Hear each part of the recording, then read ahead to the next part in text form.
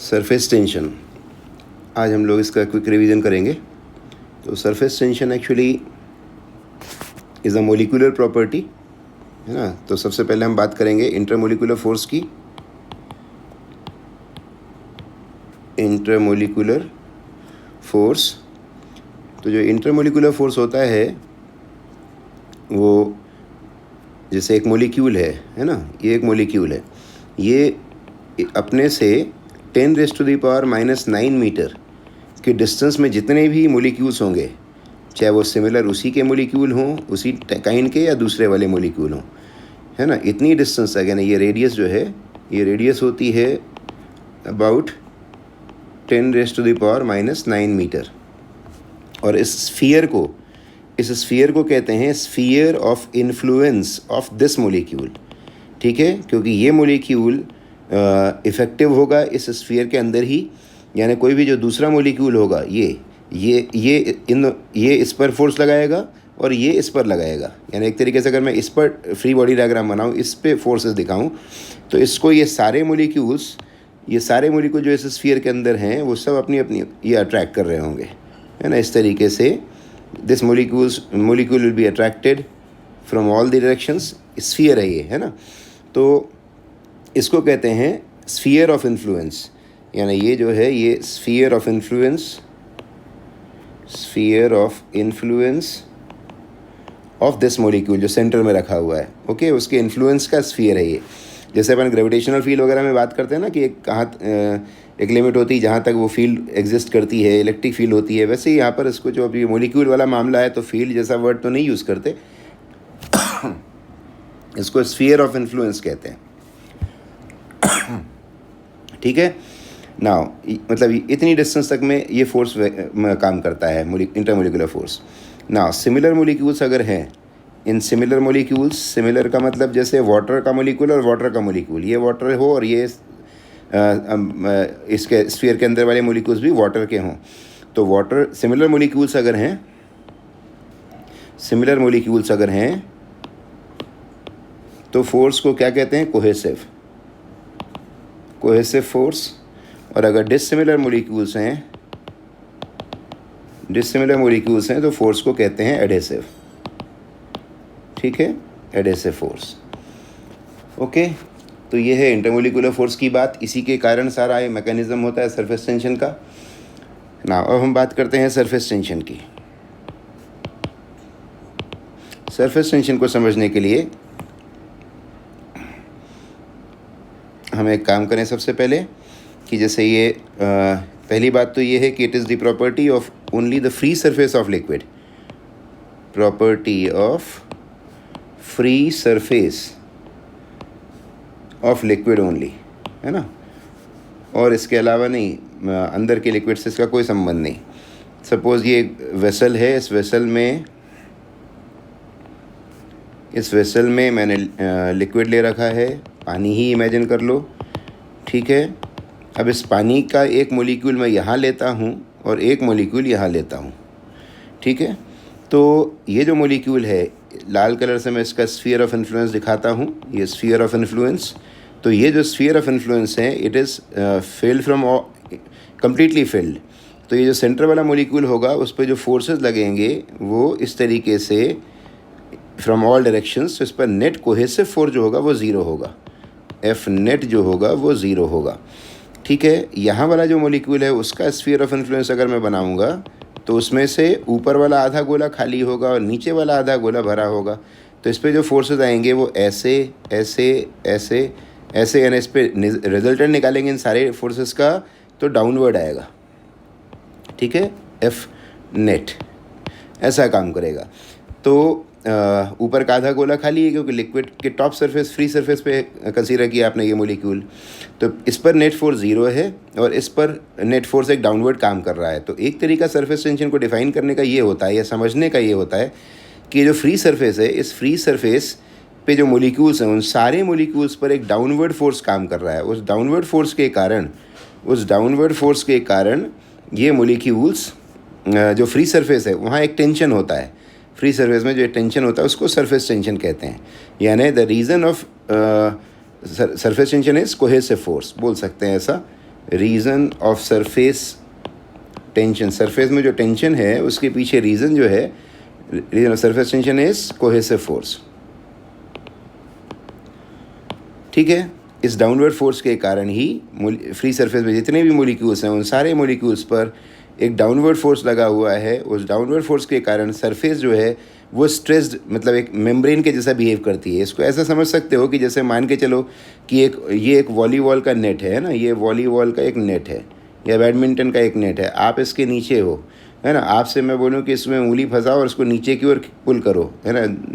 जितने सारे लोग खड़े हुए सब लोग इसको नीचे की ओर पुल करोगे, नीचे की ओर जब इसको पुल करोगे तो ये नेट है वो एक स्ट्रेस मेम्ब्रेन के जैसा बिहेव करेगी, यानी इसमें एक टेंशन आ जाएगा, यानी ये एक टेंशन, इस तरीके का एक फोर्स काम करने लगेगा। ठीक है, ऐसा एक फोर्स काम करने लगेगा, यानी एक तन जाएगी, स्ट्रेच हो जाएगी ये सरफेस, है ना। तो इस तरीके से ये कोहेसिव फोर्स है। और ये यहाँ सरफेस में जो टेंशन आता है, यानी सरफेस को मैं फिर से दिखा दूँ, ये फ्री सरफेस है ना। तो फ्री सरफेस में जो टेंशन आता है, यानी ऐसा होगा, इधर की ओर होगा, ऐसा, है ना। इस तरीके से वो स्ट्रेस्ड रहेगी। जैसे धागे में टेंशन होता है, टेंशन इन अ स्ट्रिंग, वैसे सरफेस में इस तरीके का टेंशन डेवलप हो जाता है उस डाउनवर्ड पुल के कारण, यानी कोहेसिव फोर्स के कारण। एक तरीका ये है इसको डिफाइन करने का। अभी मैं फॉर्मूला बाद में बताता हूँ। दूसरा तरीका ये है कि अगर दूसरा तरीका ये है कि ये वाला जो मॉलिक्यूल है जो यहाँ रखा था अंदर, अब मैं अगर इनकी बाइंडिंग एनर्जी की बात करूँ, इस मॉलिक्यूल को बाहर निकालने में, यानी इसको बाहर निकाल कर आइसोलेट करने में जो हमें एनर्जी खर्च करनी पड़ेगी वो बहुत ज़्यादा खर्च करनी पड़ेगी, क्योंकि ये बाउंड है, हर तरफ से अट्रैक्टेड है ना। हर तरफ से अट्रैक्ट किए हुए मॉलिक्यूल्स हैं इस पर, भले उनका रिजल्टेंट ज़ीरो है, लेकिन आप जब इसको बाहर निकालने की कोशिश करोगे, आइसोलेट करने की कोशिश करोगे फ्रॉम दिस बल्क, तो आपको बहुत ज़्यादा वर्क करना पड़ेगा, यानी इसकी बाइंडिंग एनर्जी ज़्यादा है।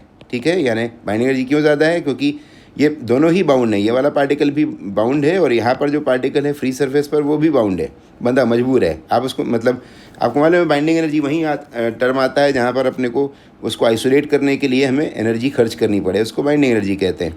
तो इसकी जो पोटेंशियल एनर्जी है, अगर मैं इसको बोलता हूँ, it is minus of x. ठीक है, इसलिए बाइंडिंग एनर्जी जो हो जाएगी इसकी प्लस ऑफ एक्स हो जाएगी, क्योंकि इतना देंगे हम तो टोटल एनर्जी ज़ीरो हो जाएगी और ये आइसोलेट हो जाएगा।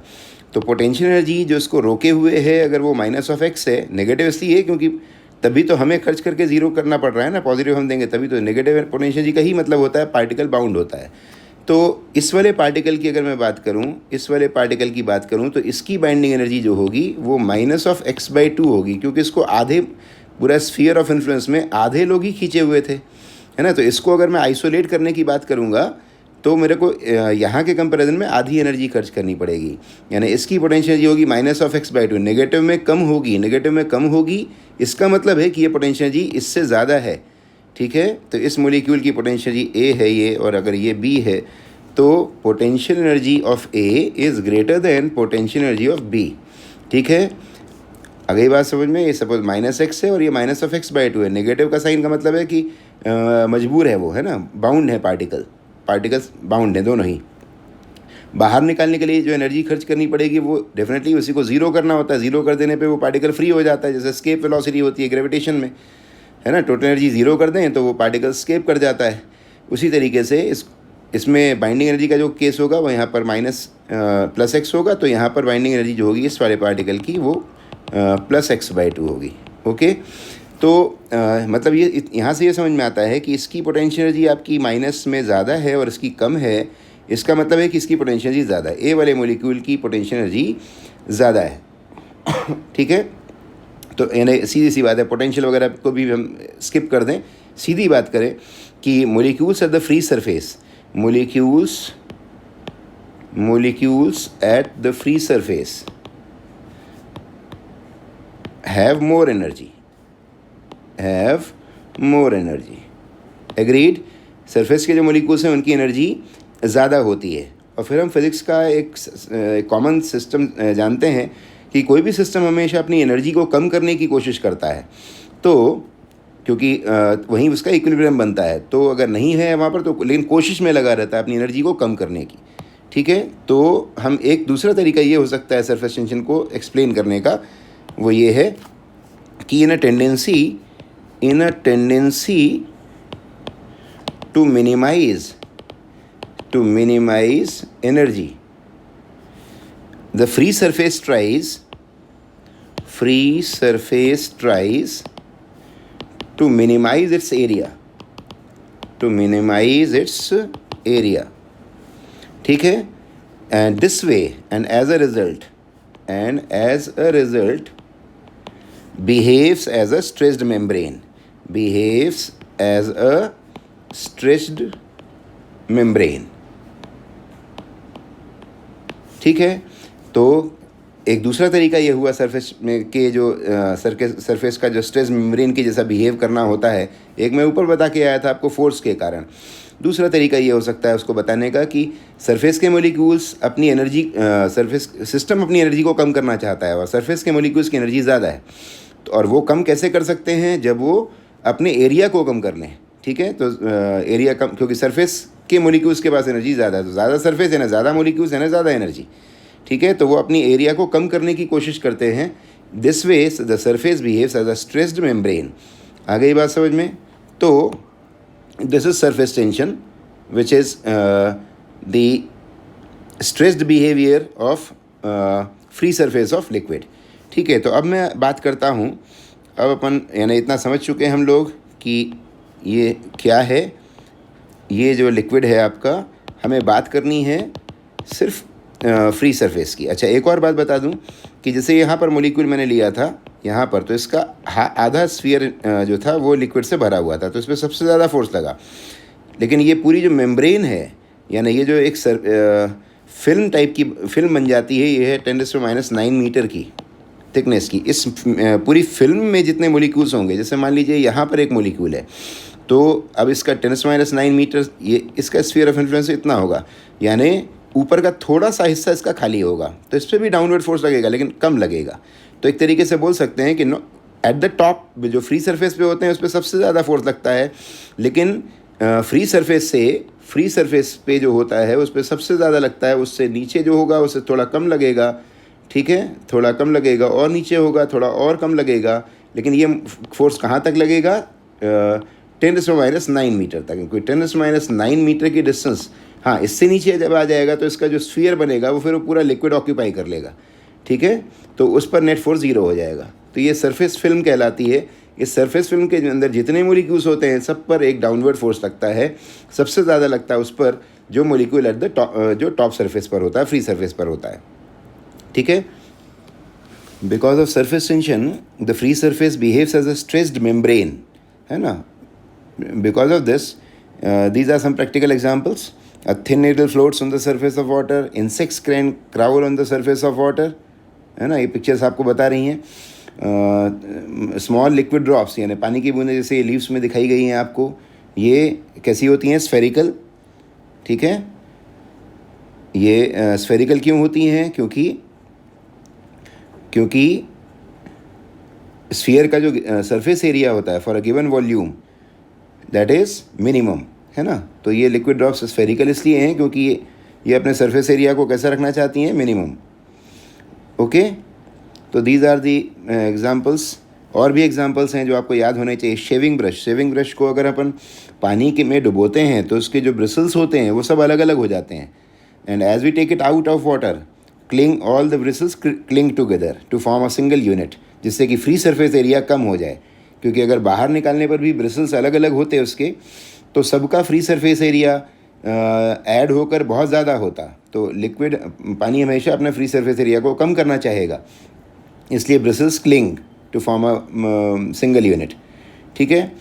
तो these are examples of surface tension, ठीक है। चलिए, इसी बेसिस पर अपन अब फॉर्मूला बनाने चलेंगे। तो जैसे मैंने आपको बताया था कि अगर ये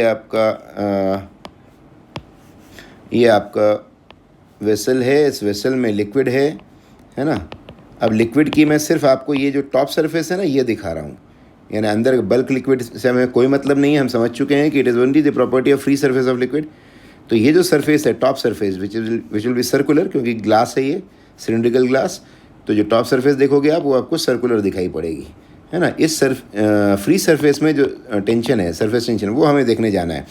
तो इसको डिफ़ाइन कैसे करते हैं कि भाई इसमें हम लिक्विड की फ्री सरफेस पर एक लाइन को अगर हम इमेजिन कर लें, से एल लेंथ की एक लाइन हमने इमेजिन कर ली, और फिर हम जानते हैं कि इस लाइन पर दोनों साइड से फोर्स इस तरीके से काम कर रहा होगा, जो मैंने अभी बताया था ना स्ट्रेस मेम्ब्रेन के समय, इस तरीके से फोर्स काम कर रहा होगा, ठीक है।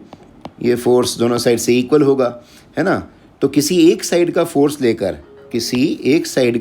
लेकर उसमें एल का डिवाइड करके सरफेस टेंशन को डिफाइन करते हैं। यानी surface tension is defined as force acting per unit length on an imaginary line drawn at the free surface of liquid. Okay, तो इट इज़ F/L। दोनों साइड का force ले लोगे तो टोटल 0 हो जाएगा, है ना। वही force acting on one side of N imaginary line पर unit length drawn on the free surface of liquid is called surface tension, Newton पर मीटर और डायन पर सेंटीमीटर।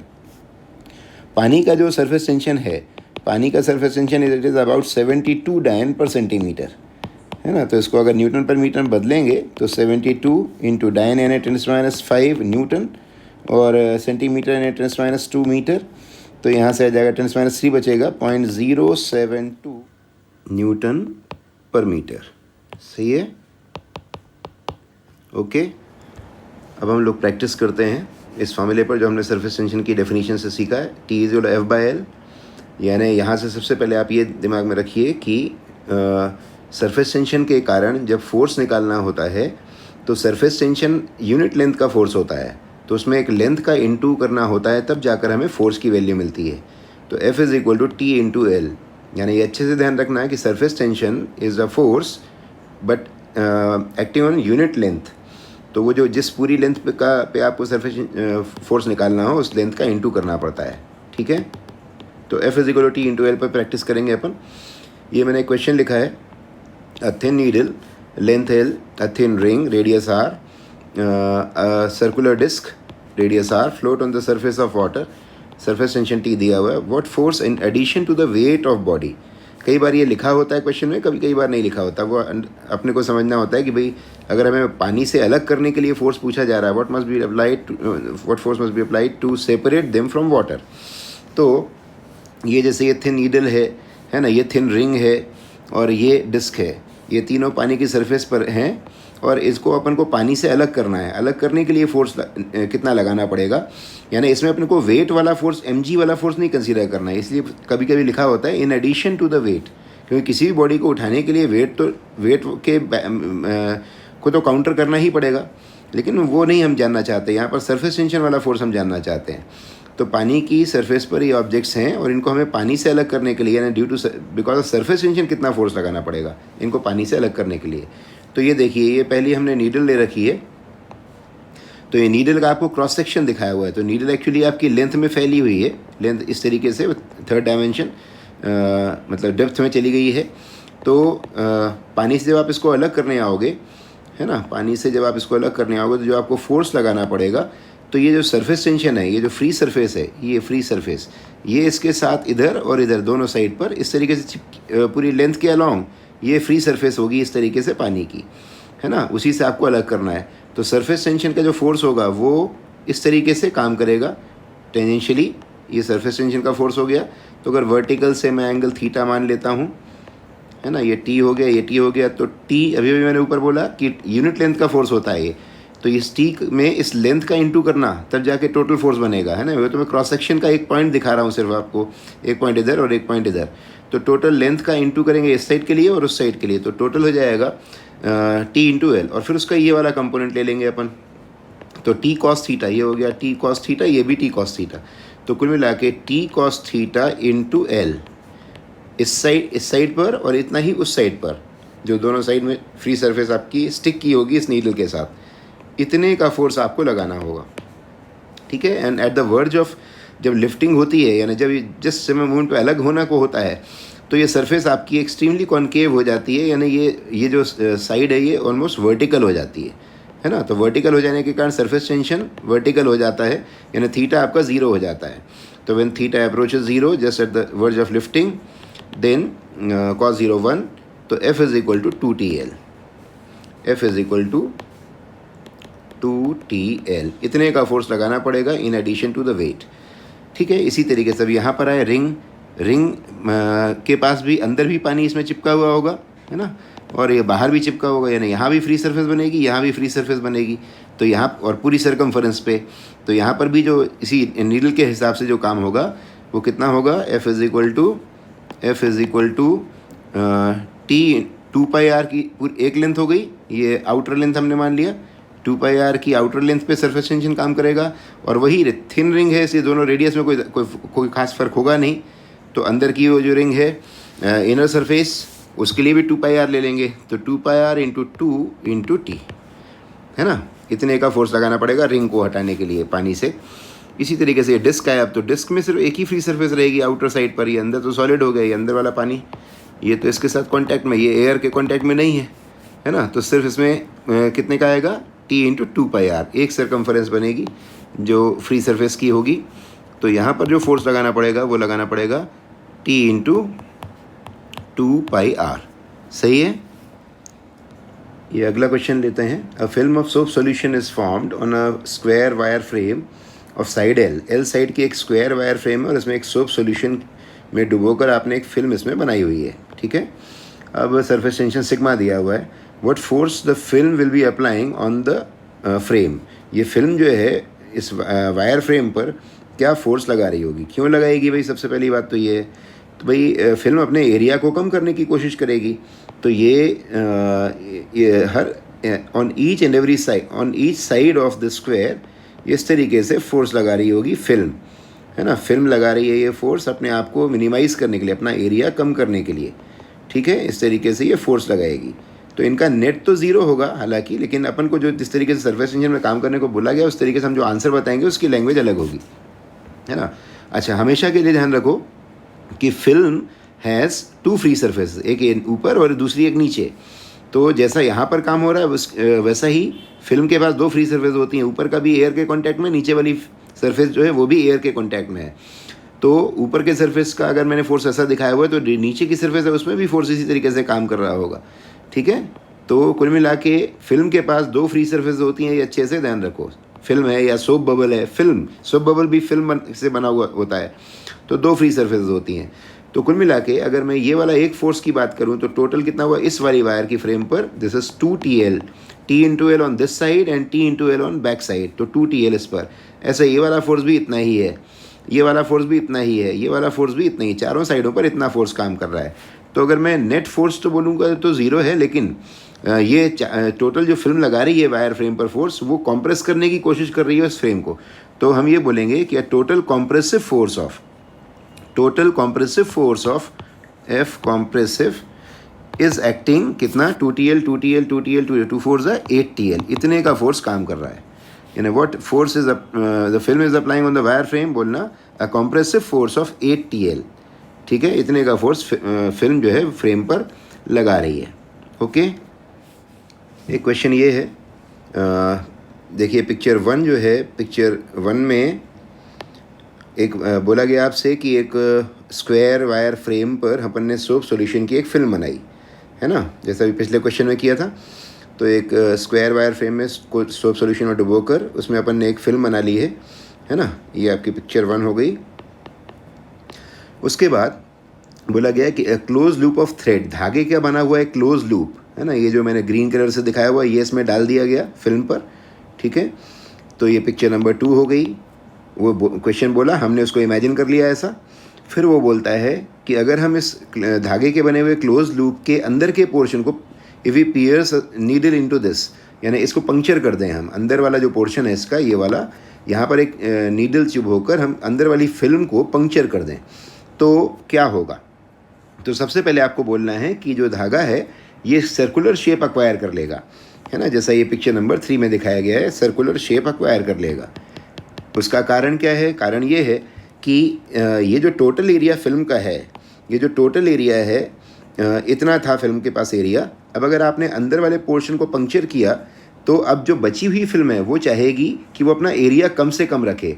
वो एरिया अपना कम से कम तब रख पाएगी जब ये जो ओपन एरिया, एयर इसको पंक्चर करने के कारण ये ओपन हो गया एरिया, यहाँ कोई फिल्म नहीं है अब, तो ये एरिया मैक्सिमम होगा, तो अपने आप जो रिमाइंडर होगा यानी ये वाला एरिया ये कम हो जाएगा, क्योंकि टोटल वायर फ्रेम तो फिक्स्ड है, स्क्वायर का एरिया तो कांस्टेंट है। तो अगर ये वाला एरिया ज़्यादा होगा ये मैक्सिमम हो जाए जिससे कि वो मिनिमम हो जाए, ठीक है। इसलिए ये जो फिल्म है, क्योंकि फ्री सरफेस हमेशा अपने एरिया को कम करना चाहती है, तो ये अपना जो फिल्म बची हुई है ये अपने एरिया को कम करने के लिए ओपन एरिया को ज़्यादा से ज़्यादा कर देगी।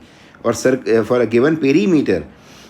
गिवन पेरीमीटर अगर पेरीमीटर फिक्स्ड है तो सर्कल का जो एरिया इनक्लोज होता है वो सबसे ज़्यादा होता है।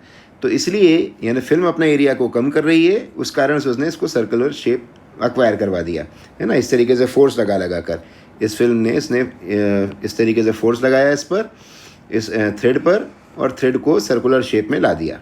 आ गई बात समझ में?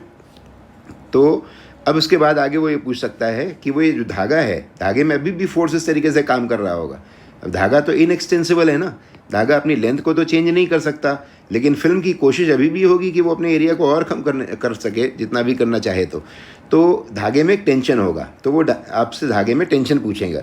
तो अपन टेंशन कैसे निकालेंगे वो देखो। तो धागे का एक कोई हम सेगमेंट ले लेते हैं, मान लीजिए मैंने इतना पोर्शन ले लिया, एक स्मॉल सी लेंथ ले ली धागे की, और फिर उसमें टेंशन को स्टडी करते हैं। तो ये मैंने धागे का इतना स्मॉल सा पोर्शन ले लिया, लेट इट बी DL, है ना, ये आपकी let it be DL length का मैंने एक आर्क ले लिया, छोटा सा है ना, ये इसकी सर्कल की रेडियस मान ली मैंने आप R, और जो टेंशन होगा इस धागे में वो इस तरीके से दिखाया जाएगा। टेंशन इज़ ऑलवेज, ये धागे का टेंशन है जो लॉज ऑफ मोशन में अपन पढ़ते हैं, स्ट्रिंग्स में tension away from the body, है ना। तो ये टेंशन को मैं यहाँ पर F से डिनोट करवा रहा हूँ, है ना। टेंशन को मैं F से डिनोट करता हूँ, स्मॉल f से, है ना, क्योंकि यहाँ सरफेस टेंशन के लिए सिग्मा का यूज़ करना पड़ेगा। सरफेस टेंशन आपकी फिल्म का let it be T, okay. तो टेंशन इस तरीके से अवे फ्रॉम द बॉडी आप दिखाएंगे, ठीक है। टेंशन आपने दिखाया, जो आपने कंसीडर्ड आपका सेगमेंट है, सेगमेंट आपका ये है, इतना आर्क आपने लिया हुआ है, तो टेंशन दिखाएंगे जो धागे के अंदर होगा वो इस तरीके से दिखाया जाएगा। तो दिस इज टेंशन, ओके। अब आपने यहाँ पर एक टेंजेंट ड्रॉ कर दी, है ना, ये ऑलरेडी एक टेंजेंट है, क्लियर। तो इस पॉइंट पे आपका ये नॉर्मल है और इस पॉइंट पे आपका ये नॉर्मल है। तो अगर मैं ये अगर एंगल थीटा मान लेता हूँ, ये वाला एंगल मैंने मान लिया, ये DL लिया हुआ था, तो ये टोटल एंगल को D थीटा ले लेता हूँ, ये टोटल एंगल D थीटा हो गया। तो आधा एंगल कितना हो जाएगा, D थीटा बाय 2, ओके।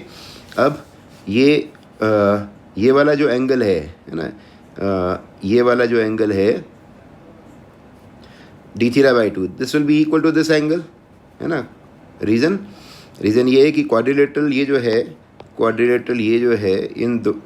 इस क्वाड्रिलेटरल के ये दो एंगल्स, यानी ये वाला एंगल, ये एंगल तो 180 हो ही गया, 90 + 90। अब बचे हुए जो दो एंगल्स हैं, यानी ये वाला एंगल और ये वाला एंगल, ये दोनों का टोटल भी 180 होना चाहिए, है ना। तो ये वाला एंगल अगर D थीटा बाई 2 है तो ये वाला एंगल हो जाएगा 180 माइनस D थीटा बाई 2, और ये angle 180 minus D theta by 2 हो जाएगा, तो ये D थीटा बाई 2 हो जाएगा। आ गई बात समझ में?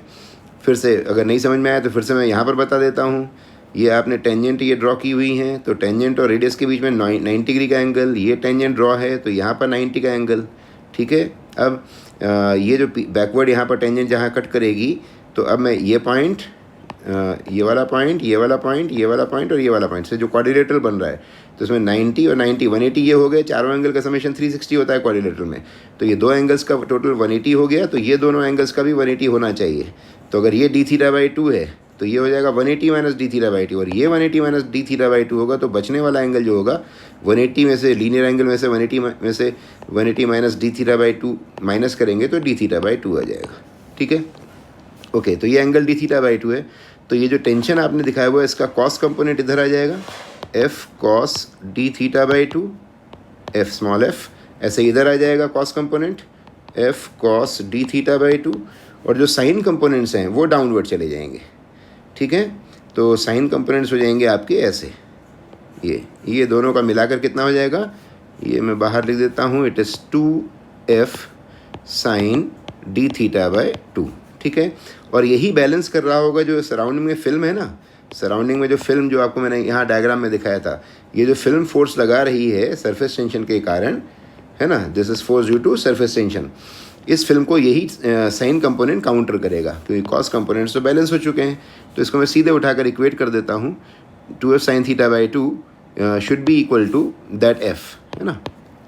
Okay, now 2f angle small है तो साइन थीटा की जगह थीटा हो जाएगा, डी थीटा बाई 2, है ना, is equal to F surface tension के कारण वाला फोर्स है। और जैसे ही सरफेस टेंशन के वजह से जो फोर्स होता है उसके लिए आपको काम करना पड़ता है। तो हमेशा ध्यान रखो कि सरफेस टेंशन में लेंथ का इंटू करते हैं, तो लेंथ कितनी होगी, ये लेंथ dl लेंथ का है, ये पूरा का पूरा आर्क आपका। लेकिन फिल्म का मामला है तो 2dl, क्योंकि dl इस साइड पे तो dl बैक साइड पर, है ना। तो 2 से 2 कैंसिल हो गया आपका।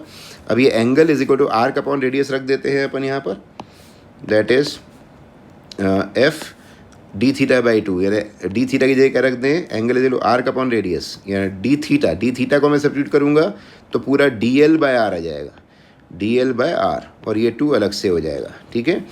तो क्योंकि पूरा कंप्लीट एंगल डी थीटा था, ये पूरा एंगल जो था वो डी थीटा था, आपने काम उसके आधे एंगल को लेकर किया हुआ था, is equal to T into D L. So it is, जो टेंशन आएगा आपका F is equal to D L cancel हो जाएगा, तो F इज़ इक्वल टू आ जाएगा 2TR, ठीक है। धागे में जो टेंशन होगा that will be equal to this 2TR। Okay, अगर डायमीटर दिया हो सर्कल का तो आपका F is equal to 2R आपका डायमीटर बन जाएगा, T इंटू डी, ठीक है। इतने का टेंशन धागे में होगा। ये अगला क्वेश्चन है, इसमें बच्चों इसमें वर्टिकल प्लेन में है ये, है ना, वही वायर फ्रेम है ये वायर फ्रेम में आपने एक फिल्म बनाई हुई है सोप सॉल्यूशन की, सरफेस टेंशन T है ना। ये इसमें जो ये येलो कलर से दिखाया गया है, ये बार है which can slide on these two, ये जो वायर्स हैं इन दोनों वायर्स पर, ये दोनों वायर्स पर ये येलो कलर का जो ये बार है वो स्लाइड कर सकता है, और ये मासलेस है ना। तो ये हल्का, it is light in weight, it is massless, तो ये स्लाइड कर सकता है। तो आपसे बोला जा रहा है कि यहाँ पर हम इस पर कितने का वेट लटकाएं, कितने का मास सस्पेंड करें, so that the system may remain in equilibrium, ठीक है। तो आपको मालूम है कि अगर आपने ये लोड नहीं लटकाया तो ये जो फिल्म है अपने एरिया को मिनिमाइज़ करने की कोशिश में ऐसा फोर्स लगा रही है ना, इस बार पर ये फिल्म ऐसा फोर्स लगा रही है। अभी आपने 1-2 क्वेश्चन ऐसे सॉल्व किए। अच्छा, फिल्म है तो हमेशा सतर्क हो जाया करो 2 फ्री सरफेस के लिए। तो T into L this side, T into L back side, T into L this side और T into L back side, तो टोटल 2TL का फोर्स ये लगा रही है ना फिल्म। उसी को काउंटर करना पड़ेगा आपको इस वेट को लटका कर, यानी mg should be equal to 2TL। तो मास कितने का लटकाना पड़ेगा, 2TL बाय g। ओके, इस क्वेश्चन में ये देखो, ये जेई में एक क्वेश्चन आया था, जब अपन पानी को गर्म करते हैं बर्तन में तो नीचे बबल्स फॉर्म होते हैं इस टाइप के, और ये बबल्स फिर का एक सर्कुलर कॉन्टैक्ट बना के रखते हैं 2R डायमीटर या R रेडियस का, स्मॉल r रेडियस का। और फिर जब इसका साइज़ की इतना हो जाता है, कैपिटल R की रेडियस हो जाती है, तो फिर वो सरफेस को छोड़कर ऊपर उठ जाते हैं, ऊपर की ओर भाग जाते हैं, है ना। तो आपको बस यही बोल रहा है कि एक रिलेशन आपको बनाना है कि वो what should be the value, relation establish करना है जब ये सरफेस से डिटैच होते हैं, है ना। तो यहाँ पर ये करना है अपने को कि ये आपका वेसल हो गया, है ना। वेसल के बॉटम पर इसने ये सर्कुलर कॉन्टैक्ट बनाया हुआ है स्मॉल r रेडियस का, ये मैंने दिखा दिया है यहाँ पर। कैपिटल R रेडियस है उस बबल की, ठीक है। बाहर पानी है ये, ठीक है। ओके, तो होगा ये कि जिस समय ये सरफेस से डिटैच करेगा तो सरफेस टेंशन, मैं किसी एक पॉइंट पे काम कर रहा हूँ, वैसे तो पूरे सर्कमफरेंस में काम करता है ना सरफेस टेंशन। तो ये मैं इस राइट हैंड साइड वाले पॉइंट पे काम कर रहा हूँ, तो सरफेस टेंशन ऐसा काम करेगा, है ना। सरफेस टेंशन का फोर्स इधर इस वाले पॉइंट पे भी दिखा सकते हैं, लेकिन फिगर कॉम्प्लिकेटेड हो जाएगा, कंजस्टेड हो जाएगा, इसलिए मैं किसी एक ही पॉइंट पे दिखा रहा हूँ। जैसा यहाँ होगा वैसा यहाँ पर भी होगा। तो ये सरफेस टेंशन का फोर्स अपनी फ्री सरफेस को, यानी ये जो फ्री सरफेस है, सिर्फ इनर सरफेस है इसकी फ्री, क्योंकि बबल है लेकिन बाहर पानी है, तो एक ही फ्री सरफेस है। तो ये अपनी फ्री सरफेस को कम करने की कोशिश करेगा, तो सरफेस टेंशन का फोर्स ऐसा काम करेगा। अब अगर मैं यहाँ पर एंगल थोड़ा सा ले लेता हूँ, से दिस एंगल इज़ थीटा, है ना, तो सरफेस टेंशन का फोर्स का ये कंपोनेंट हो गया टी कॉस थीटा, ठीक है, और टी साइन थीटा इनवर्ड हो गया, और वो जैसे सामने वाले पॉइंट से भी इनवर्ड आएगा टी साइन थीटा, वो इससे बैलेंस हो जाएगा। लेकिन इस वाले पॉइंट का भी अगर जब मैं सरफेस टेंशन दिखाता ना ऐसा टी, तो उसका भी कॉस कंपोनेंट कैसा आता डाउनवर्ड, तो पूरी की पूरी सरकमफरेंस में जो टी कॉस थीटा काम करेगा वो ऐसा डाउनवर्ड होगा, पूरी की पूरी ये सरकमफरेंस जो ग्रीन कलर से दिखाई हुई है आपको, ठीक है। तो इस ग्रीन कलर का जो कॉन्टैक्ट बना हुआ है सर्कुलर, इसके पूरे सरकमफरेंस के सारे पॉइंट पर टी कॉस थीटा डाउनवर्ड काम करेगा, और इसी से लड़ेगा कौन, बाय एंड फोर्स, है ना। इस बबल के सेंटर पे, क्योंकि इस बबल के अंदर तो एयर है लेकिन बाहर पानी है, तो इसने जो डिस्प्लेस किया है पानी, उसका वेट कहीं ज़्यादा है, तो ये काम करेगा अब थ्रस्ट यानी बाय एंड फोर्स। और वो लिमिट जब डिटैच होने वाली बात आएगी, तो यानी ये सरफेस टेंशन के कारण जो टोटल फोर्स डाउनवर्ड आ रहा है वो इक्वल हो जाएगा। बाउंड्री कंडीशन में हम बात करेंगे तो एफ बी के बराबर कर देंगे। तो आपको काम यहाँ पर ये करना है कि टी कॉस थीटा के कारण आने वाला फोर्स, तो हमें हमेशा याद रखना कि सरफेस टेंशन के कारण वाला जो फोर्स होता है वो यूनिट लेंथ का फोर्स होता है, उसमें लेंथ का इंटू करना ज़रूरी होता है। तो ये इस किस लेंथ में काम कर रहा है, पूरी सरकमफरेंस कौन सी, 2 पाई स्मॉल आर। ये टी कॉस थीटा मैंने सिर्फ 2 पॉइंट्स पे दिखाए हैं, ये पूरा ग्रीन कलर का जो ये सर्कुलर कॉन्टैक्ट उसके सारे पॉइंट पर ये काम कर रहा है सरफेस टेंशन का ये कंपोनेंट। तो 2 पाई स्मॉल आर, है ना, circumference is equal to by and force यानी डेंसिटी इंटू वॉल्यूम। तो डिस्प्लेस किसको किया अपन ने, पानी को, तो density of water into volume 4/3 pi R cube into G. Okay, density into volume into G, weight हो गया इसका, weight of displace fluid. Okay, यहाँ से अपन अब आगे बढ़ जाएंगे, तो ये हो जाएगा टी कॉस थीटा की वैल्यू डाल दो, cos theta is equal to, अब जैसे ये थीटा है यहाँ पर, यहाँ ध्यान से देखो ये थीटा है, तो ये वाला एंगल 90 माइनस थीटा होगा, ये 90 माइनस थीटा होगा, तो ये वाला जो होगा ये थीटा हो जाएगा, इधर वाला ये छोटा एंगल है ना, ये वाला एंगल थीटा हो जाएगा। तो कॉस थीटा यहाँ से लेंगे अपन, कॉस थीटा इज इक्वल हो जाएगा बेस यानी small R, base into hypotenuse capital R. तो cos theta is equal to हो जाएगा r/r, है ना, पाई से पाई कैंसिल हो जाएगा, 2 से 2 कैंसिल हो जाएगा, तो ये r² हो जाएगा इज इक्वल टू dw, यहाँ से 2 बचा हुआ है आपका और 3 बचा हुआ, पाई कैंसिल हो चुका है, r³ इंटू जी। तो आपको क्या निकालना था, the value of r, small r निकालना था, तो r² इज इक्वल टू हो जाएगा, r इस पर 4 है उधर, और क्या है 2/3 dw g/t, है ना, ये आ जाएगा। दैट इज़ अगर r निकालना है तो अंडर रूट कर लेंगे, तो r² under root of 2 density of water into g/t, ये आ गया 3। आ गई बात समझ में, तो this will be the answer. तो ये जो ज्योमेट्री है यहाँ पर, ये ज्योमेट्री पे बेस कई क्वेश्चंस होते हैं। जैसे मैं अगले क्वेश्चन की बात करूँ तो अगर एक जैसे आई ड्रॉप जब अपन डालते हैं, वो भी क्वेश्चन जेई में आया था एक बार, लेकिन वो चूँकि कॉम्प्रिहेंशन बेस्ड था, कई क्वेश्चन थे, इसलिए मैं उसको नहीं दे रहा हूँ, मैं सीधे काम की बात बता रहा हूँ कि जो आई ड्रॉप डालने वाला ड्रॉपर होता है, तो उस ड्रॉपर में यहाँ पर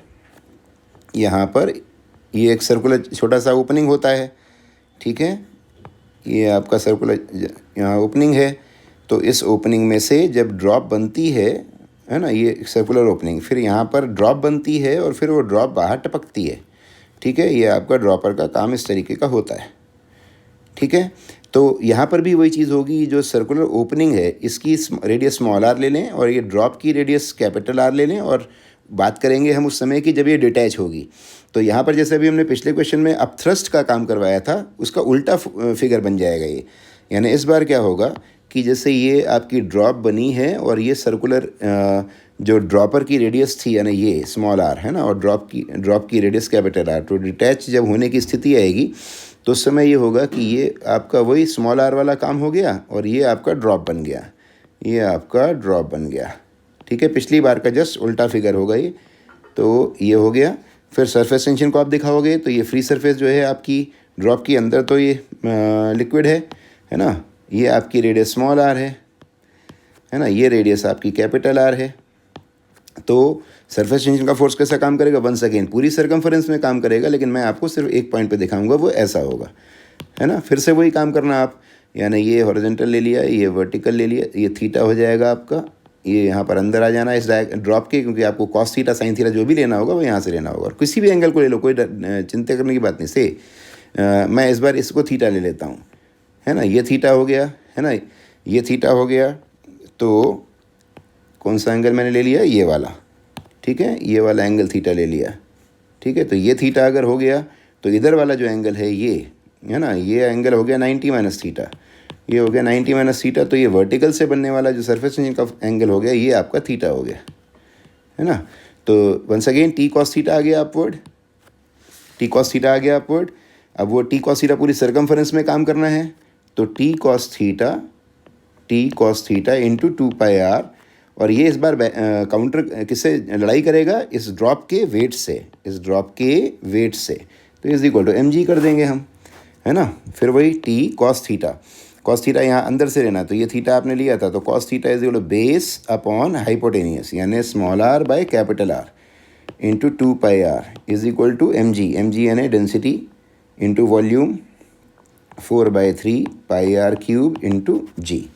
तो यहाँ से उस बिल्कुल पिछले बार के ही जैसा, है ना, बस ये रेडियस स्मॉल r नहीं कैपिटल R, ड्रॉप की रेडियस है, ये आपकी ड्रॉप की रेडियस है 4/3πr³। तो बिल्कुल पिछले बार के ही जैसा इक्वेशन आ जाएगा। अब इसमें भी कुछ पूछ सकता है आपसे, स्मॉल r पूछे या कैपिटल R पूछे, बिल्कुल पिछली बार के ही जैसा है, ठीक है। अब हम सरफेस टेंशन का रिलेशन देखने जाएंगे सरफेस एनर्जी से। सरफेस एनर्जी जैसे it is clear from its word meaning कि जो सरफेस मॉलिक्यूल्स हैं उनके पास जो एनर्जी है वो सरफेस एनर्जी कहलाती है। और आपको पहले से आइडिया है, शुरू से बता कर आए हैं आपको कि जो फ्री सरफेस में मॉलिक्यूल्स होते हैं they have more energy than the inside liquid molecules, यानी जो बल्क लिक्विड में मॉलिक्यूल्स होते हैं उनसे ज़्यादा एनर्जी होती है सरफेस मॉलिक्यूल्स के पास, ठीक है। तो हम क्या करेंगे, हम फ्री सरफेस एरिया को खुद फॉर्म करके देखेंगे, बनाकर देखेंगे, बढ़ाकर देखेंगे कि कैसे वो कितने की एनर्जी होती है वहाँ पर, ठीक है। तो हमने क्या किया हुआ है, एक ये यू शेप्ड वायर फ्रेम ले लिया है ना, ये यू शेप का वायर फ्रेम है जिसमें एक ये बार जो है, ये बार आपका स्लाइड कर सकता है विदाउट एनी फ्रिक्शन। हमने इस वाले सेगमेंट में एक सोप सॉल्यूशन की फिल्म बना ली है, सरफेस टेंशन टी है सोप सॉल्यूशन का, एक फिल्म बना ली है। और अब हम यहाँ पर इस बार को, सबसे पहले तो हम आपसे पूछेंगे कि बताओ इस बार को पकड़ कर रखने के लिए कितने का फोर्स लगाना पड़ेगा आपको। तो आपको याद आ जाएगा क्योंकि आप ये काम करके आ रहे हो। ये फिल्म अपना एरिया को कम करना चाह रही होगी, तो ये बार पे इस तरीके का फोर्स लगा रही होगी, T इंटू L इधर। और चूंकि ये फिल्म है, फिल्म के नाम आने ही, फिल्म का नाम आते ही साथ सतर्क हो जाया करो कि this side as well as back side दोनों फ्री सर्फेसेज हैं। तो T into L this side, T into L back side, total force जो लगा रही होगी फिल्म बार पर वो होगा 2TL। इसलिए उसको काउंटर करने के लिए हमें भी इतने का ही फोर्स लगाना पड़ेगा, तब जाकर ये बार अपनी जगह पर रेस्ट पर रहेगा। तो हमें कितने का फोर्स लगाना पड़ेगा इस पर, 2TL का, ठीक है, जिससे कि ये इनवर्ट जो फोर्स काम कर रहा है फिल्म के कारण इस साइड और बैक साइड का मिलाकर 2TL वो काउंटर हो जाए। तो अभी ये सिस्टम इक्विलिब्रियम में है ना, हमारे इस फोर्स को लगाने से। अब हम आपसे ये बोलते हैं कि इस बार को पकड़कर इस फोर्स को लगाकर, फोर्स को इतना ही लगाए रखना और स्लोली यानी यूनिफॉर्म मोशन से ले जाना। यूनिफॉर्म मोशन से ले जाने के लिए हमें फोर्स को बढ़ाने की ज़रूरत नहीं है ना, इतना, क्योंकि यूनिफॉर्म मोशन से ले जा रहे हो तो भी नेट फोर्स 0 होना चाहिए। तो आप यही फोर्स लगाकर इस वायर को, यहाँ पर था ये वायर और ये आप इसको खींचकर यहाँ तक ले आए, यानी x का डिस्प्लेसमेंट दे दिया, फोर्स आपका वही लगाए हुए हो आप 2TL। ओके, यूनिफॉर्म मोशन से लाया इसलिए फोर्स आपका वही का वही है, सेम जितना आपने उस समय लगाया हुआ था उसको पकड़ के रखने के लिए, ठीक है। तो आपने देखा कि इतना एरिया आपने फिल्म का बढ़ा लिया है, यानी फिल्म का फ्री सरफेस एरिया इतना इस साइड और उतना ही बैक साइड, यानी L इंटू एक्स, विड्थ आपकी L है और ये लेंथ आपकी x है, तो L इंटू एक्स ये बढ़ा और L into X back side पे बढ़ा। तो टोटल फ्री सरफेस एरिया आपने कितने का बढ़ाया है, 2LX का। और डेफिनेटली अब हम ये बोल सकते हैं कि अब जो ये जो नई फिल्म बनी है इतनी बड़ी, इस फिल्म की एनर्जी उस पिछली वाली एनर्जी से ज़्यादा है। और कितनी एनर्जी है इसके पास ज़्यादा, बस अगर हमें वो पता चल जाए तो उससे हमें सरफेस एनर्जी का कंसेप्ट क्लियर हो जाएगा।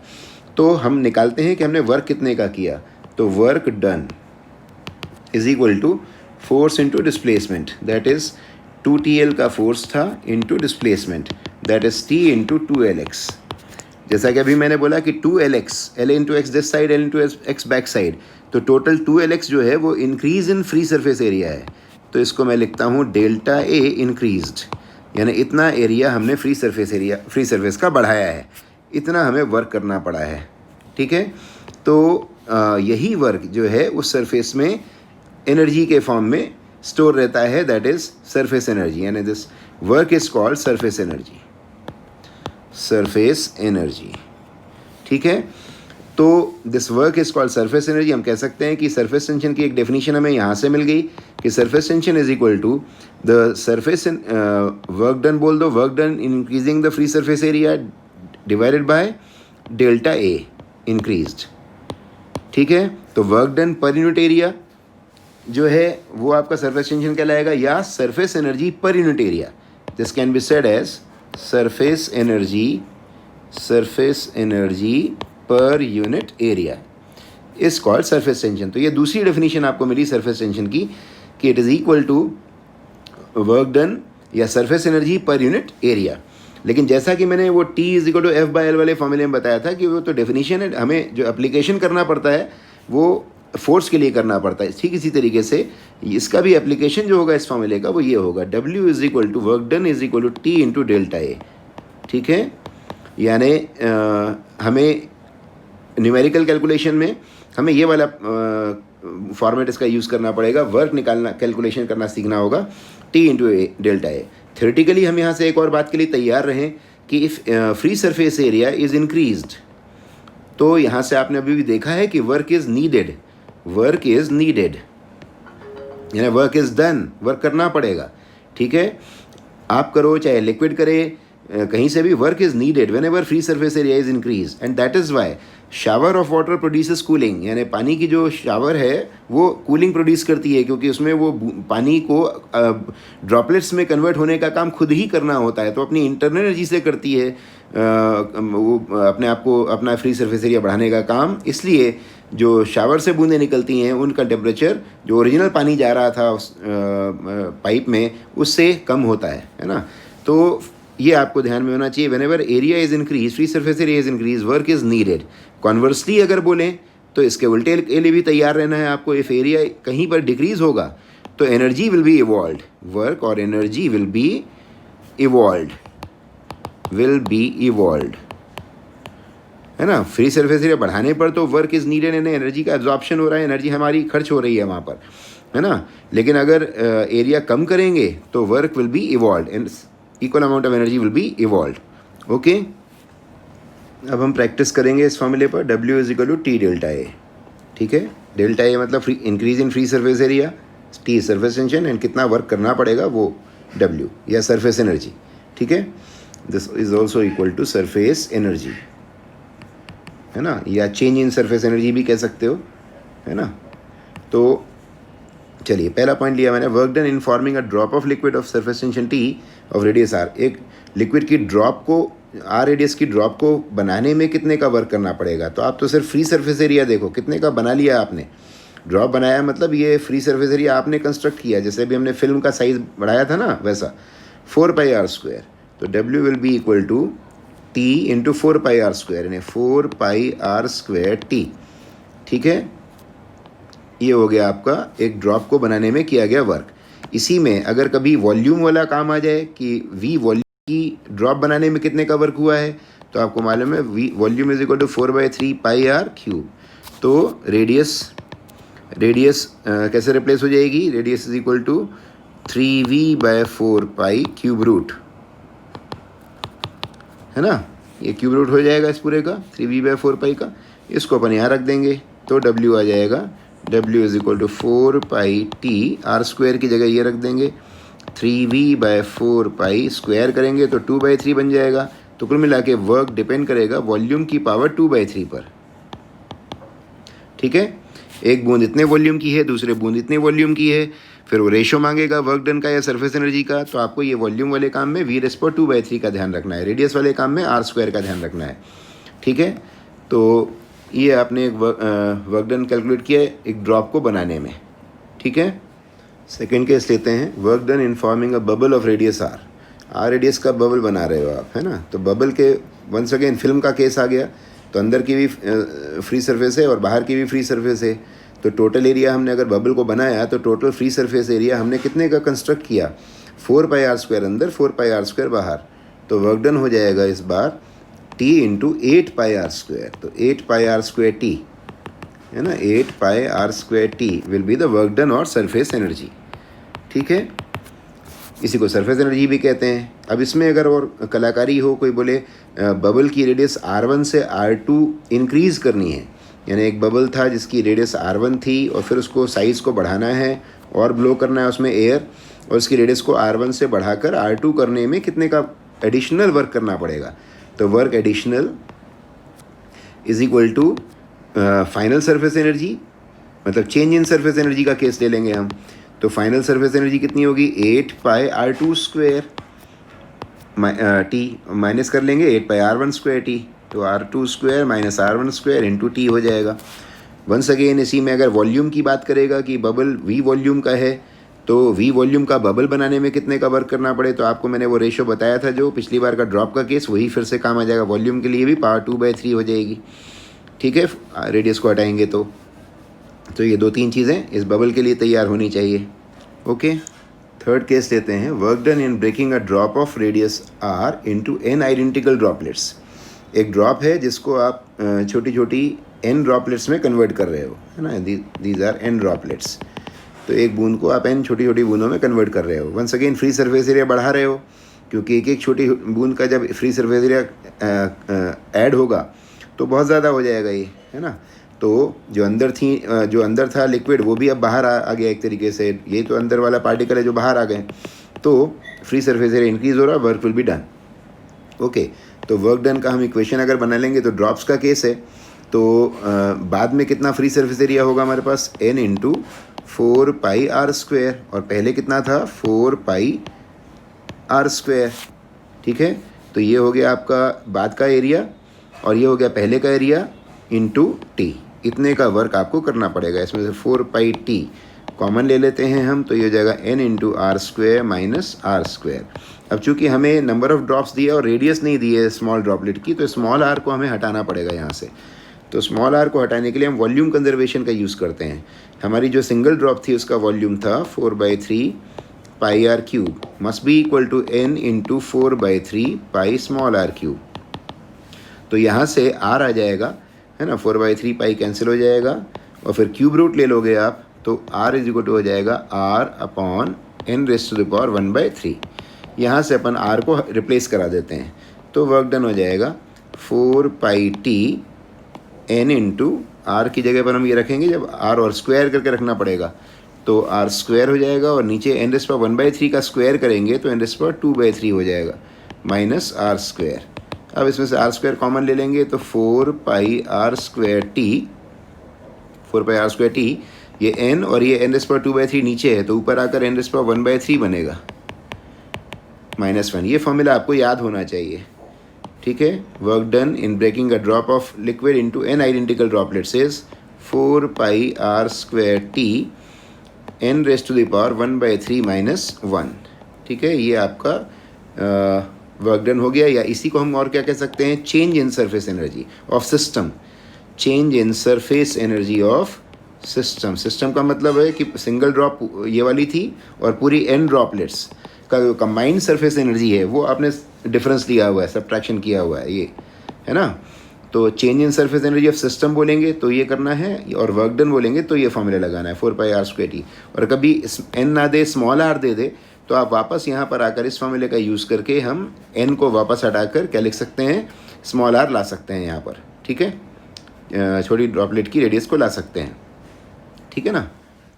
एक क्वेश्चन लिया ये, a drop of liquid of surface tension T of radius R, drop की रेडियस R है, breaks into n identical droplets, जो अभी हम केस हमने आपको समझाया था। बस मैं 1-2 क्वेश्चन और डालना चाहूँगा जिससे कि आप ये समझ जाओ किस में क्या करना है। अब इसमें आपसे पूछा जा रहा है find change in surface energy of system, तो आपका सॉल्यूशन स्टार्ट होता है। पहली चीज़ जो पूछ रहा है सिस्टम यानी सारी ड्रॉप्स जो बनी है उसको मिलाकर पूरा सिस्टम। इनिशियली एक सिंगल ड्रॉप थी यानी ये आपकी सिंगल ड्रॉप थी और ये कन्वर्ट हुई छोटी छोटी ड्रॉपलेट्स में, लेकिन आपको सिस्टम की बात कर रहा है, यानी बात बारी पूरी एन ड्रॉप्स की बात करनी है, एन ड्रॉपलेट्स की बात करनी है। तो ये जो वर्क डन है या चेंज इन सरफेस एनर्जी है, this change in surface energy is equal to work done. ये सीधे सीधे आपको फॉर्मूला याद होना चाहिए, 4πr²t n⁻⁴ -1। तो इस फॉर्मूले का उपयोग कहाँ करना है ये मैंने अभी बताया। अब देखो, जिसमें मैंने दो नई बातें डाली हैं, ratio in surface energy of a droplet to that of drop, यानी जो एक छोटी बूंद बनी है, यानी ये है ना, ये छोटी बूंद जो बनी है ये, और इस बड़ी बूंद की सरफेस एनर्जी का रेशो पूछा हुआ है। तो अब आपको फॉर्मूला कोई याद नहीं है, अब आपको नए सिरे से काम करना पड़ेगा। तो ये जो रेशो पूछा है, सरफेस एनर्जी ऑफ ड्रॉपलेट, जो एक बनाई है आपने, सिस्टम नहीं, एक ड्रॉपलेट, और सरफेस एनर्जी ऑफ ड्रॉप, ये जो रेशो आएगा, अब आप शुरू से इसको डेवलप करिए। ये ड्रॉपलेट की कितनी होगी, 4πr²t, स्मॉल आर अपन ने इसकी रेडियस मान लिया है ना। ड्रॉप की कितनी थी, 4πr²t। अब रेडियस को निकालने के लिए वो एन वॉल्यूम कंजर्वेशन वाला काम कर लेंगे, तो ये हो जाएगा आपका r²/r², और फिर रेडियस इज इक्वल टू क्या होता है, हमने वॉल्यूम कंजर्वेशन से अभी हमने निकाला था पिछले केस में, तो दैट वाज r/n⁻⁴। तो इसका स्क्वायर कर दिया, अपॉन r² हो गया, तो ये आ जाएगा 1/n⁻²/3। ये रेशो होगा इस क्वेश्चन के लिए।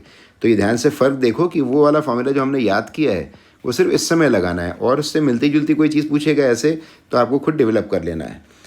थर्ड पॉइंट में आपसे पूछा, ratio of final surface energy of to the initial energy of surface energy of system की फिर से बात आ गई, यानी सरफेस एनर्जी फाइनल और बाय सरफेस एनर्जी इनिशियल।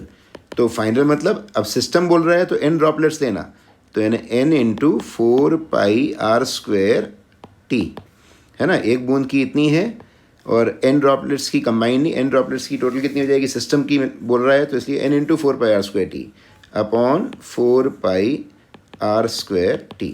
तो यहाँ से आ जाएगा nr²/r²। ठीक है, तो इट इज़, ये क्या हो जाएगा, r²/r² अभी सॉल्व किया था अपन ने, तो ये आया था 1/n⁻²2/3। एक n अभी ऊपर है तो n⁻⁴/1। ठीक है, और यही n⁻⁴ -1 यहाँ नज़र आता है आपको, ये 4πr²t n⁻⁴ -1। तो रेशो भी आप याद रख सकते हो, रेशो आप सिस्टम की बात करें तो n⁻⁴/1, ये रेशो रहेगा फाइनल सरफेस एनर्जी और initial surface energy of system में। तो इन दोनों पॉइंट से आप थोड़ा ध्यान रखना कि आपसे क्या पूछा जा रहा है। ठीक है, ये अगला क्वेश्चन लिया, इसमें n आइडेंटिकल ड्रॉप्स हैं और ये कंबाइन होकर एक सिंगल ड्रॉप बना रही हैं, यानी इस बार फ्री सरफेस एरिया कम होगा, है ना, एनर्जी इवॉल्व होगी। और वो आपको क्वेश्चन में बता भी रहा है कि energy evolve is converted into, दो क्वेश्चंस हैं। पहले क्वेश्चन में ये बोला जा रहा है कि जो एनर्जी इवॉल्व होगी, अगर वो बनने वाली सिंगल ड्रॉप की काइनेटिक एनर्जी में बदल जाए तो वो ड्रॉप किस स्पीड से भाग रही होगी, फाइंड इट्स स्पीड। दूसरा, अगर एनर्जी इवॉल्व हीट में बदल जाए तो find the rise in temperature of that formed drop, है ना। तो ये मैंने सॉल्यूशन उठाया, कुछ नहीं करना अपने को, अपन को मालूम है एनर्जी जो इवॉल्व है या वर्क इज़ नीडेड, उसका फॉर्मूला अपन ने याद किया हुआ है ना। तो इट इज़ 4πr²t, इसलिए हमने बोला कि फॉर्मूला याद रखो, एन ये सीधे अपन ने ये उठा लिया, है ना, और ये इतनी एनर्जी इवॉल्व हुई है और it is to be converted into ½ mv²। ठीक है, तो it is 4πr²t n⁻⁴ -1 is equal to ½ mass को अपन डेंसिटी इंटू वॉल्यूम में बदल देंगे। डेंसिटी आपको गिवन होगी, यानी rho is the density of liquid, ये गिवन होगा। और जब हीट वाला मामला होगा तो स्पेसिफिक हीट भी आपको दी रहेगी, S is the specific heat. ठीक है, तो ½ रो इंटू वॉल्यूम 4/3πr³ है ना, वॉल्यूम मास हो गया इंटू v²। इसको सिंप्लीफाई करके आप v निकाल लोगे। ठीक है, दूसरे क्वेश्चन में आपको हीट में कन्वर्ट करना था, तो 4πr²t n⁻⁴ -1 is equal to ms delta theta.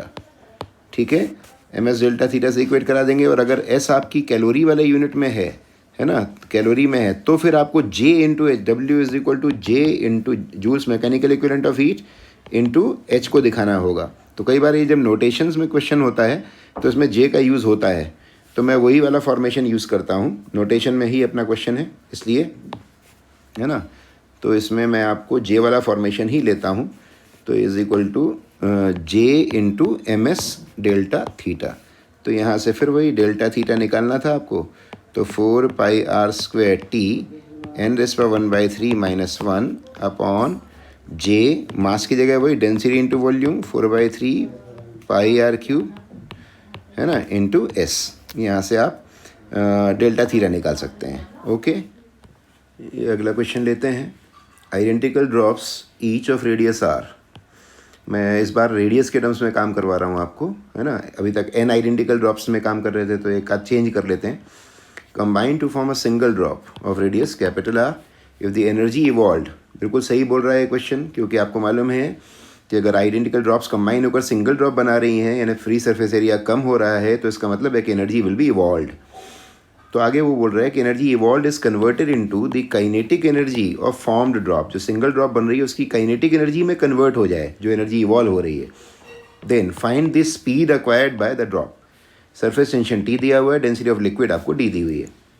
तो आपको फॉर्मूला सीधे यहाँ से स्टार्ट करना है। वो एनर्जी इवॉल्व या वो वाला फॉर्मूला आपको याद होना चाहिए, है ना। कौन सा? 4πr² T n⁻⁴ minus 1। ये फॉर्मूला आपको याद होना चाहिए ऐसे क्वेश्चंस के लिए। इतनी ही एनर्जी वर्क डन होता है और इतना ही रिवर्स प्रोसेस में इतनी एनर्जी इवॉल्व होती है। और उसको सीधे ले जाइए ½ mv² से इक्वेट करा दीजिए, ठीक है, क्योंकि this energy evolved is to be converted into the kinetic energy of form drop, ठीक है। That is 4πr² T n⁻⁴ minus 1। अब आपको लिक्विड का ड्रॉप का मास नहीं दिया है, डेंसिटी दी हुई है, तो उसको आप density into volume 4/3πr³ into v², इसमें बदल लें। 4π कैंसिल, ये 4π कैंसिल हो गया, ठीक है। तो अल्टीमेटली 3⁶ इधर आ जाएगा, और r आपका ये r² कैंसिल हो जाएगा, एक r यहाँ पर बचेगा, है ना। तो 60 v² के सामने आ जाएगा 6t/रो, रो यहाँ से यहाँ आ जाएगा, और ये हो जाएगा n⁻⁴ माइनस 1। अब अगर हम v² के सामने आ गया 3⁶t n⁻⁴ माइनस 1 अपॉन में रो आ गया, और एक r आ जाएगा यहाँ से, है ना, ये r आ गया, ठीक है। अब अगर v चाहिए आपको तो अंडर रूट ले लेंगे इसका, तो ये v मैंने स्क्वायर हटा दिया इसका, और ये अंडर रूट लगा दिया, ठीक है। ये अंडर रूट हो गया। बस मैंने आपको क्या बोला था कि ये n के टर्म्स में ना होकर रेडियस के टर्म्स में, तो अगर n दिया होता तो अपना आंसर ये हो जाता। अभी रेडियस दी हुई है तो अपन बदल देंगे। कैसे? वॉल्यूम कंजर्वेशन से आपको मालूम है r³ is equal to nr³ होता है, तो n को रिप्लेस करने का काम कैसे करेंगे? r³ से। तो ये हो जाएगा आपका 6t/ρr। डेंसिटी डी दी है शायद आपको, है ना, तो रो मत लिखो, डी लिखो। तो ये आपका रो की जगह मैंने डी लिख दिया, है ना। डेंसिटी डी के टर्म्स में दी हुई है। एन की जगह पर क्या लिख देंगे? r³ बाय r³ करेंगे, r³ करेंगे, लेकिन उसका क्यूब रूट है फिर आपका, तो क्यूब हर सारे कैंसिल हो जाएंगे, r/r माइनस 1 आ जाएगा, ठीक है। तो अल्टीमेटली इसको और सिंप्लीफाई करेंगे तो ये ऐसा हो जाएगा 6t/d। ये जो r है इसको अगर हम अंदर ले जाएंगे तो यहाँ वाला r कैंसिल हो जाएगा, और यहाँ पर एक r आ जाएगा, तो 6t, तो 1/r माइनस 1/R। तो इस तरीके का ऑप्शन आपको देखने को मिलेगा, ठीक है। ये पिछले जैसा ही क्वेश्चन लिया, पिछले बार के जैसा। N identical droplets combine to form a single drop of radius r, यानी once again free surface area कम हो रहा है, एनर्जी विल बी इवॉल्व्ड। आगे पढ़ा तो पाया वही बोल रहा है, if the energy evolved is converted into heat, है ना। पिछली बार काइनेटिक एनर्जी में कन्वर्ट कराई थी, अभी हीट में कन्वर्ट होना है, तो find the rise in temperature of form drop. तो डेफिनेटली जो हीट में कन्वर्ट होगी तो ड्रॉप का टेम्परेचर बढ़ जाएगा, ठीक है। बस एनर्जी कंजर्वेशन के ही सारे काम है ये। आपको सरफेस टेंशन टी दे दिया, डेंसिटी डी दे दी, और जूल्स मैकेनिकल इक्विवेलेंट दे दिया है। इस बार का काम आपको जे के टर्म्स में करना है। तो आपका फॉर्मूला ये रहेगा, एनर्जी इवॉल्व जो होती है W is equal to J into H, है ना। W equal to J। जब जूल्स मैकेनिकल इक्विवेलेंट अपने को दिखाना होता है नोटेशन वाले क्वेश्चंस में, तो W is equal to JH use करते हैं, है ना। ऑल्सो यहाँ पर S स्पेसिफिक हीट भी आपको दी गई होगी, यानी लेट गिवन में एक और चीज़ है, S is the specific heat, क्योंकि राइज इन टेम्परेचर का फॉर्मूला आपको लगाने जाना है, ओके। W वही रहेगा क्या? 4πr² t n⁻⁴ minus 1। Is equal to J, और हीट की जगह आप लिख देंगे एम एस डेल्टा थीटा, है ना। तो delta theta rise in temperature आ जाएगा 4 pi R square T N raised to power 1/3 - 1 by J, और मास को फिर पिछली बार कही जैसा density into volume 4/3 pi R cube into S, है ना। तो यहाँ से आ जाएगा आपका 4 पाई कैंसिल हो जाएगा, आर आपका एक नीचे बचेगा, तो ये हो जाएगा आपका 3 ऊपर चला जाएगा, तो 3t n raised to the power 1/3 - 1 upon 3t n raised to power 1/3 - 1 upon J density JDRS, है ना। कितना बचेगा नीचे, ये होगा राइज इन टेम्परेचर। हाँ, नोटेशन वाले सवालों में जे आपको दिखाना होता है, तो आप इस तरीके से काम करोगे, जबकि न्यूमेरिकल वैल्यूज़ में होगा तो आपको सीधे सीधे दोनों तरफ जूल बनाकर काम कर लेंगे, तो जे की ज़रूरत नहीं पड़ेगी, है ना। ये क्वेश्चन जेई में आया था 2013 में। तो इसमें ये बोला गया था कि assume that a drop of liquid evaporates by decrease in its surface energy. एक लिक्विड की ड्रॉप अपनी सरफेस एनर्जी को कम करके इवेपोरेट हो रही है, यानी यहीं से अपने को ये समझ में आना चाहिए कि जो सरफेस एरिया को कम कर रही होगी, उससे जो एनर्जी इवॉल्व हो रही होगी, वो एनर्जी इवॉल्व उसको एवेपोरेशन में काम कर रही है। यानी M/L का जो ज़रूरत होता है चेंज ऑफ स्टेट के लिए, वो एनर्जी वो ड्रॉप अपने आप को कहाँ से दे रही है, अपने एरिया को कम करके। तो अगर मैं R रेडियस की एक ड्रॉप मान लेता हूँ, है ना, ये R रेडियस की एक ड्रॉप मान लेता हूँ, और अगर इसने अपना एरिया को कम किया, यानी ये डेल R से इसने अपनी रेडियस को कम किया, ये मैंने डेल R ले लिया, है ना, डेल R से इसने रेडियस को कम किया। इसमें डायरेक्ट फॉर्मूला नहीं लगाना, वो n वाले ड्रॉप्स वाला जो हमने पिछले केसेस में किए थे। ये सिंगल ड्रॉप का केस है, फंडामेंटल पे काम करना पड़ेगा अपने को। तो decrease in surface energy, decrease in surface energy it is equal to 4 pi R square T, पहले थी हमारे पास और अब हो जाएगी 4 pi R minus del R square into T. This is equal to 4 pi T और आर स्क्वायर माइनस इसका होल स्क्वायर ओपन करेंगे तो R square minus del R square plus 2r del R, ऐसा हो जाएगा। ये नेग्लिजिबल है ना, ये नेग्लिजिबल है, छोड़ देंगे इसको, ये कैंसिल हो जाएगा। तो अल्टीमेटली आ जाएगा 8 pi R T del are.